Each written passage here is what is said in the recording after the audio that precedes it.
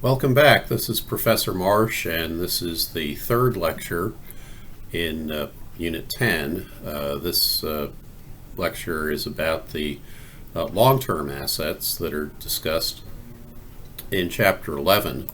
And I asked you to read in some detail the first three sections of Chapter 11, being able to distinguish between tangible and intangible assets, analyzing and classify capitalized costs versus expenses, and explain and apply depreciation methods to allocate capitalized costs. And the most important technique that you're going to be learning in this chapter is the one regarding depreciation methods, and it's the one that you will come back to again if you continue your study of accounting after this class. One of the things about long-term assets is that they have been involved in a number of financial scandals. Your book discusses the WorldCom scandal, in which period expenses had been capitalized as assets, which inflated net income. There are some examples of good accounting methods used by the Georgia-Pacific Corporation. Now, Georgia-Pacific, as you may know, has a very large facility located just east of Prosperity, not too far from the Newberry College campus, just down Wilson Road, Highway 76, toward Columbia. And Georgia-Pacific is known as the tree growing company and is involved in a lot of the what you see up and down the highway these days, as there was a shortage of 2x4s and a shortage of paper products and particle board and many other things over the last several years, and certainly a lot of activity for loggers as they bring their trees to market to the lumber yards. And Georgia-Pacific is involved in using a lot of those trees in its business to make its product. So in any event, I hope you find this chapter interesting. We're going to look in section 10.1 at long-term assets. Long-term assets are assets that are expected to be used for more than 1 year, more than one accounting period, and more than 1 year. And they are assets that are typically not assets for resale. So they're anticipated to help generate revenue in the future. Things like land and buildings, machinery and equipment, even some things like software, leasehold improvements, property, plant equipment, those sorts of things, and also major intangible assets as well. So tangible assets are ones you can touch. Intangible assets are assets that are oftentimes intellectual property rights, such as patents, copyrights, franchises, licenses, goodwill, software, trademarks, things of that nature. So in a company like Georgia-Pacific or Waste Management or some of the other companies that are described in this chapter, you're going to have lots of plant equipment, a lot of land, oftentimes trucks, forklifts, things of these nature, kind of the factory, warehouse, heavy equipment type stuff. In a company like Apple, you're going to have lots of intangible assets, or what's been in the news just the last few days, Twitter, for which it looks like there's a somewhat hostile takeover of Twitter being a tender offer by Elon Musk for the company. He owns a company that has a lot of tangible assets, Tesla, and also SpaceX, which sends rockets up into space. But certainly Twitter is a company that, aside from its computers, which are tangible assets, many of its assets are intangible. And one of the things about these various assets is that they are subject to certain cost recovery, and what we have to do in looking at long-term assets is understand one, how to book the assets and what to capitalize and the cost of the asset, and then how to recover it over its useful life, or to account for its disposition when it's sold, and calculate any gain or loss on the disposition. So moving on to section 11.2, you can see the entries for purchase of a machine. This is stuff we've already done, just in some of the earlier chapters.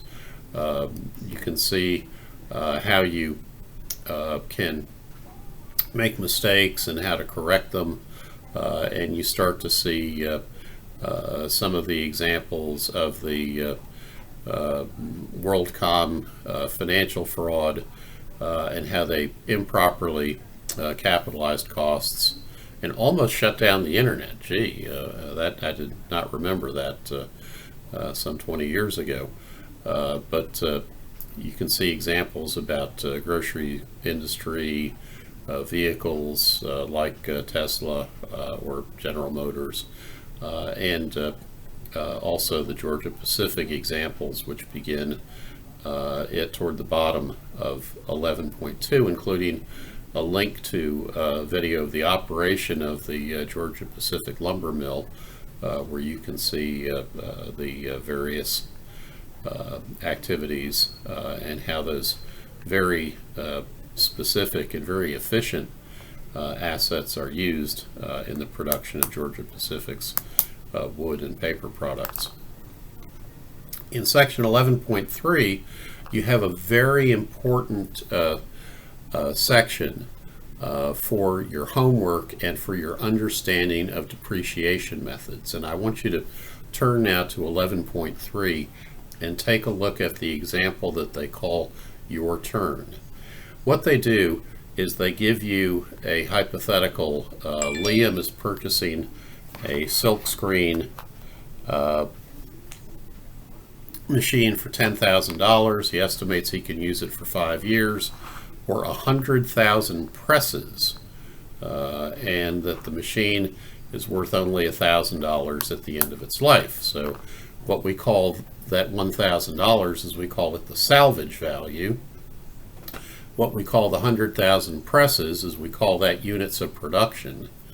And the $10,000 that we have is the original cost. And you'll also see some examples in here about shipping costs and what also to, and taxes, what else to include in the cost of the machine. But for this simple example, we're going to use big round numbers. And if we use the straight line method of depreciation, you can see in your journal how you calculate depreciation using the straight line method. That's that first example that says solution. So the journal entry, now look at this nice journal entry. This is how your journals should look. You have the date, you have the account description, and you have your debit and your credit. And one thing you don't have in these journal entries is you should have underneath accumulated depreciation in the account, you should have in italics or in your handwriting, it should say to record depreciation expense on a silkscreen machine. But for some reason the author left that out. But still, that's a very nice journal entry. It would be perfect if it had the description of the entry. And of course, this depreciation entry, what type of entry is this? Okay, well, this is an adjusting journal entry that we make at the end of the period, as we do our adjustments and we do our accruals, and this is accruing the depreciation expense for the first year. So that's the straight line method, and then we have the units of production method, which is another alternate entry you could use if you use the units of production method. And what this book shows you in this section is it shows you straight line method, units of production method, and double declining balance method. And these are three of the major depreciation methods that you can use in accounting. So straight line, units of production, double declining balance method. You have to pick one. You pick your method of accounting, and then you typically stick with that method of accounting for the life of the asset. And there are IRS rules that provide that you may have to use similar methods for similar assets, although you can change your method by asking the IRS for permission with respect to your tax accounting, but that's another matter. And there are expensing rules in the tax code where you can write off certain assets faster. These are usually built into tax bills designed to provide an economic stimulus by incentivizing businesses and particularly producers who purchase a lot of depreciable property to purchase it sooner, because you get the tax write-off sooner. So anyhow, but remember, straight line method, units of production method, double declining balance method. So when we get to the units of production method, we see that in the first year we had 2,000 units that were produced using the silkscreen press, and so we had calculated that it was 9 cents per press based on the expectation that the machine that had a $9,000 depreciation over 5 years and would produce 100,000 silkscreen prints, that we would be able to get 100,000 units out of it. So if you take the 10,000 minus 1,000, it's going to depreciate by 9,000 during its useful life, and divide that by 100,000 each time you make a silkscreen image with this press. It's going to cost you 9 cents for the depreciation on the machine. So the first year you take 9 cents, you multiply it by 20,000, and you have $1,800 of depreciation. And you can see the journal entry for that. Same comment with respect to the how we had with the straight line method. And of course this is the same calculation, because 20,000 units the first year just happens to be 1/5 of the $100,000 expectation. But then the second year, business is better and you use it 30,000 times, and in the second year you're going to have $2,700 of depreciation expense. And so in year 2 your expense would be greater. And then what you're doing is every time you book the depreciation expense as a debit, remember that's a deduction, it's an expense that goes against your net income, you're going to book an offsetting credit entry that's going to reduce the value of the asset on your balance sheet, and that's the contra account of accumulated depreciation. So over those first 2 years, using the units of production method, you'd have a total of $4,500 that would be deducted in accumulated depreciation from the value of the $10,000 asset. And so your net book value of that machine at the end of the second year would be $5,500. It would be the original $10,000 minus the $4,500 in the 2 years of depreciation. Okay, then the double declining balance method is a method of depreciation that assumes kind of like cars. When you drive them off the lot, you have the maximum depreciation in the value of your car as you drive it off the lot, and the same thing with new machinery. It's usually worth more in the early years and less in the later years. And so what this double declining balance method does is it's a convention that front end loads the depreciation expense, and it's very useful for tax planning. Just as LIFO tends to increase the deductions that you get for cost of goods sold, the double declining balance method is often used in good tax planning to increase the deductions that you're able to take for depreciation expense. And what you do here is you take the $10,000 cost, you divide it by 5, that gives you a $2,000 per year, and in the first year you take twice that, so you take $4,000.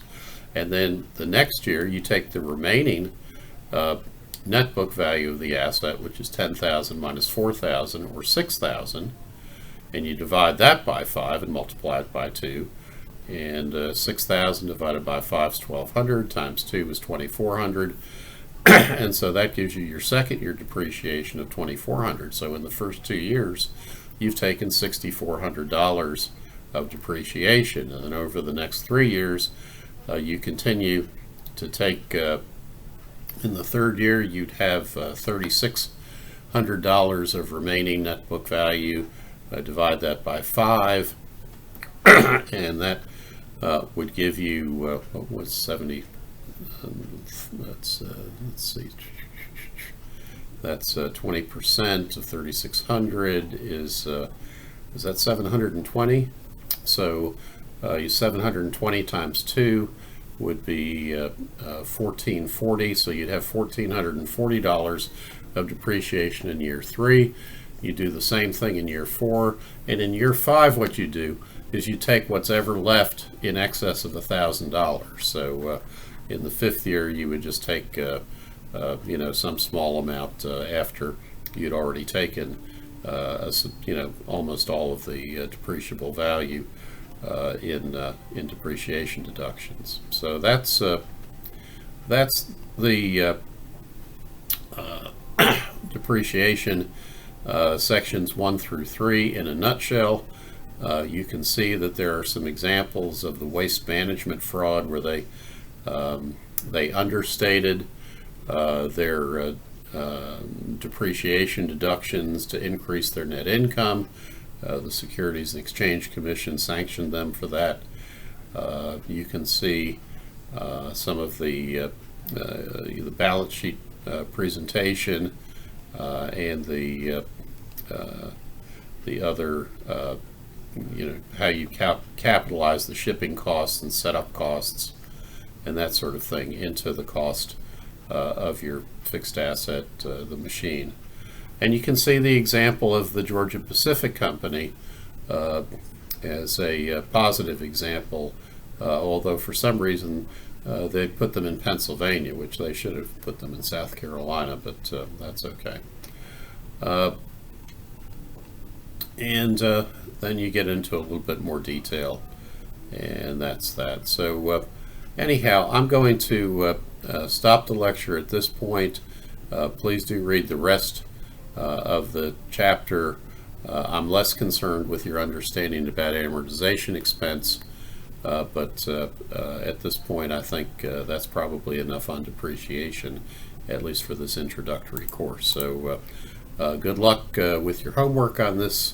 I have only given you homework examples and assignments through the first 3 sections. So just do your best on this, do your homework, and we'll talk with you again soon. So have a great day. Bye-bye.